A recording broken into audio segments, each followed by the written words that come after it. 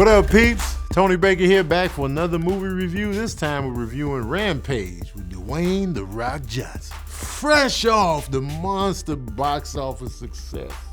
Oh, Jumanji, welcome to the jungle. The Rock is back with monsters tearing the city up, man. And just like Jumanji was like based on the video game, within the movie, it wasn't an actual video game. Rampage is actually based on a video game that I used to play back in the day called Rampage. I remember I played it in the arcade. Basically, the game is you play as a giant ape, a giant wolf, or a giant lizard, and you just tear the city up. You just punch buildings and like reach in, you eat people, and beat the cops up and punching tanks. It's a good game. Like when you pissed off, play Rampage. Oh, they done pissed me off today. I could just tear up the whole city. You had those days where you wanted to tear the whole building down and eat a cop and like just punch a tank. We've all had those days where you just want to punch it and then it blows up. And then when you calm down, you're just awkward that you just, it's weird because you done yelled at your loved ones. You just feel like a naked man. Because that's what happens in Rampage, a video game. Once you get hit enough times, you just dwindle down to a naked man. And then you creep on out of there, covering your privates. That was the game.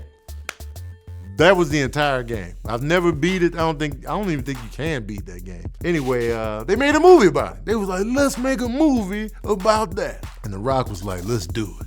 Let's tear the city up. It's from the director of San Andreas, Brad Payton, who also tore the city up in that movie. I think Brad Payton likes to tear the city up. I mean, that's a fantasy for a lot of people. Let me tear the city down. Rampage was set in Chicago, though, so I didn't appreciate Chicago getting torn up like that. Kind of hurt my feelings. It's not set in Chicago, but they ended up there really tearing up the city. I was like, oh, it hurt. Anyway, the movie's about The Rock plays a primatologist who rescued a young silverback gorilla who was an albino silverback gorilla. He rescued him, and so they formed this bond through the years, so they had a really good friendship. And he worked great with George, that's the ape's name. All the while, they were doing genetic testing for whatever reason. It's never a good reason on why they just messing with genetics in these movies and then something goes horribly wrong. In this case, the animal subjects they were testing on, they would grow to like these massive sizes and just be on a rampage. So it would modify them genetically. And like, so now they're pretty much invulnerable and angry. So they coming for everybody. Something happens, satellite blows up, the specimens get spread out. One lands in the primate area where George is. Another one lands in the swamp where random alligators like, what a fool believes, what we got here. And another one landed in the desert where a wolf was like, oh, what we got here? Boom. You got 3 already vicious animals on their own. Well, gorillas are pretty chill, as long as you don't piss them off. And now they're just on a rampage and giant. Oh, that sounds like a good time right there. Video game movies have a horrible track record. Let's be real. They don't have the best track record. Even a hit like Tomb Raider, the first Tomb Raider with Angelina Jolie, I think that was a hit mainly because of Angelina Jolie. But y'all don't remember the movie. The sequel, Tank. Y'all don't remember it. I remember watching it like, oh, Angelina Jolie in the shower. That's all I remember. Shorts and 2 guns. Nothing stuck. Resident Evil was decent, but it wasn't anything like the video game. Silent Hill was okay, but forgettable. Super Mario Brothers was trash. Oh, it was trash. Street Fighter with Jean-Claude Van Damme? Get out of here. It was horrible. No disrespect to Raul Julia, but him as Bison? Come on. Gomez Adams as Bison? It just didn't match. Anyway, man. But you had a decent one in Mortal Kombat, the first one. That was a surprise. Like they got the Scorpion Johnny Cage fight right. It was a good time. But the second one, trash. So Rampage falls on the better side of the video game movies. Although it was lacking a little bit. It was flat. Other than the relationship and the interactions between The Rock and George, everything else fell flat. Jeffrey Dean Morgan is in this movie, who you may remember from The Watchmen and The Walking Dead. His character was cool. I like his character. Naomi Harris was in it. You may remember her from Pirates of the Caribbean and Skyfall, Miami Vice, and Malin Ackerman, who was also in The Watchmen. But other than that, the characters didn't really resonate with me. There was no adrenaline rush. I just didn't feel the pressure. I did feel for George, like, you know, because that's the whole dynamic of the movie. Like, this is The Rock's friend, but he's wilding out. He's tearing the city up, but you got to stop him at the same time. So that's the little dilemma. And I felt it, but I was still just like, but they tearing the city up. You got to do something about it, man. You can't do the tranquilizer. You might have to kill these things if you can. And they couldn't. Now you may be wondering, is there more of a plot in the movie than it is the video game?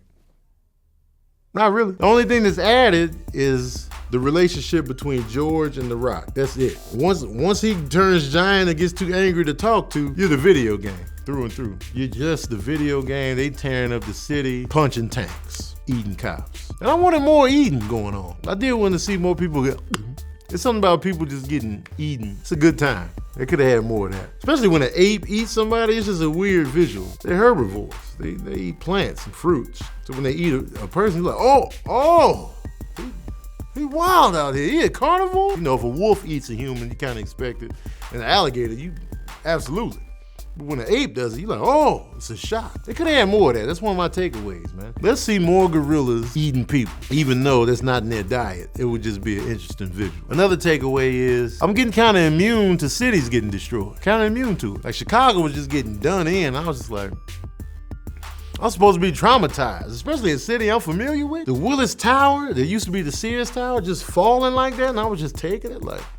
And then I took my son, he slept through the whole movie. The entire movie, he slept. I paid $15 for his nap. He slept the whole time. He couldn't tell you what happened. Well, forget all that, man. Y'all want to know the smooth jazz review of Rampage. Well, here it is. Oh, yeah. I'm giving Rampage 2.5 saxophones out of 5. Hopefully I don't get mad, quadruple my size, and tear up your apartment building. All right, peeps, that's my review of Rampage. Let me know what you thought about Rampage in the comment section below. Also, let me know what you think about video game movies as a whole in the comment section below.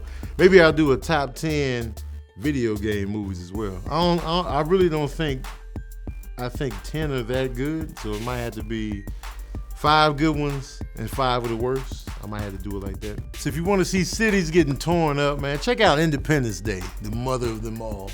Also check out Shin Godzilla that came out like 2016. Not a lot of people know about that one, but that was a good one. And the city was getting torn up. Also check out 2012 with John Cusack, man. The city was, everything was getting torn up and he was surviving in a limo. Crazy, man. But as usual, like, share, subscribe, and we out here.